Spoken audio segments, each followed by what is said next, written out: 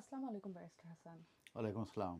জি, ২০২৬ সালে universal credit এবং benefit নিয়ে বিশাল একটা রিফর্ম আসতে যাচ্ছে। এটার ব্যাপারে আপনার কি আপডেট আছে? অ্যাজ অফ আর্লি 2026-এ আমি যে আপডেটটা আপনাদেরকে দিতে যাচ্ছি সেটা হচ্ছে যে মেজর ইউকে ওয়েলফেয়ার রিফর্ম হতে যাচ্ছে এবং এটার ভিতরে যেগুলো পড়ছে তার ভিতরে হচ্ছে ইউনিভার্সাল ক্রেডিট, এটা ইনক্রিজ হতে যাচ্ছে, যে স্ট্যান্ডার্ড অ্যালাউন্স আছে সেটা, এবং এছাড়াও একটি হেলথ এলিমেন্ট আছে যেটা বর্তমান যে রেসিপিয়েন্ট তারা পাচ্ছে সেটা ফ্রিজ হতে যাচ্ছে, এবং নতুন কঠিন এলিজিবিলিটি রিকোয়ারমেন্টস আছে, সেটা পর পিআইপি যারা পেয়ে থাকে তাদের জন্যে, এবং এটা ইন্ট্রোডিউস করছে, এবং সেখানে প্রয়োজন হবে 4 পয়েন্টস অন ডেইলি লিভিং এবং একটি 13 উইক সাপোর্ট পিরিয়ড থাকবে যারা অ্যাফেক্টেড। কি বেনিফিটস আপডেটেড 2026-এর উপরে আমি আর একটু ডিটেলস বলে যাই। ইউনিভার্সাল ক্রেডিট এটা চেঞ্জ হতে যাচ্ছে, স্ট্যান্ডার্ড অ্যালাউন্স যেটা আছে এটা ইনক্রিজ হতে যাচ্ছে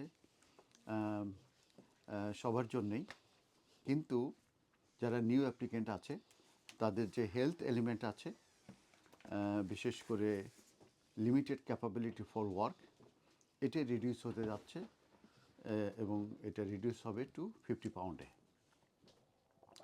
পার উইক ইন 2026 অ্যান্ড 27-এ। পিআইপি রিফর্মের কথা বলা হয়েছে যে ফ্রম নভেম্বর 2026 থেকে নিউ পিআইপি ক্লেমেন্ট যারা, তাদেরকে অবশ্যই স্কোর করতে হবে at least 4 points on daily living, তাদেরকে যদি এই কম্পিটেন্টলি কোয়ালিফাই হতে হয়। গভর্নমেন্ট তারা ইনক্রিজ করতে যাচ্ছে ফেস টু ফেস অ্যাসেসমেন্ট এই পিআইপি যারা অ্যাপ্লিকেশন করবে তাদের জন্যে, এবং এই অ্যাসেসমেন্টটা টু 30%-এ মূলত হবে, যে কারণে আশা করা হচ্ছে যে এটার সাকসেস রেট রিডিউস হয়ে যাবে। প্রোটেকশন ফর ডিসেবল পিপুলদের ব্যাপারে যেটা বলা হয়েছে যে যারা অলরেডি এই যারা অলরেডি এই limited capability for work and work related activities যারা পাচ্ছে বিফোর এপ্রিল 2026-এ, তাদের যে হেলথ এলিমেন্ট আছে এটা প্রোটেক্টেড হবে।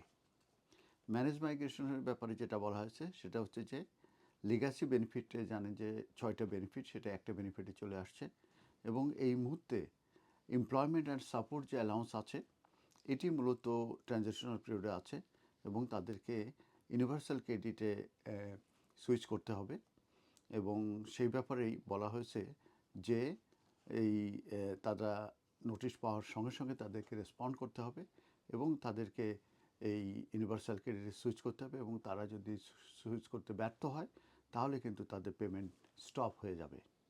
চাইল্ড বেনিফিটের ব্যাপারে যে আপডেটে সেটা হচ্ছে যে লেজিসলেশন অলরেডি এটা কিন্তু কনফার্ম করেছে যে 2 চাইল্ড লিমিট যে বেনিফিট, সেটা লেজিসলেশনের ব্যাপারে যে universal credit is moving forward